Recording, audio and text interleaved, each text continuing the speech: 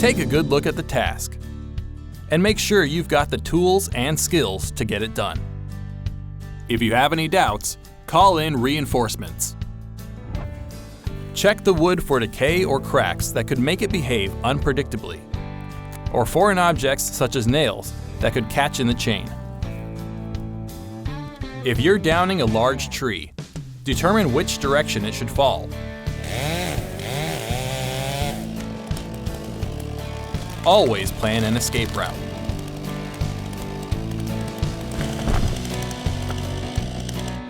Be extremely cautious when cutting limbs or logs under tension, as they may spring back or roll. Don't overreach or cut above shoulder height. Never operate a chainsaw while standing on a ladder. Consider using a pole saw or loppers instead.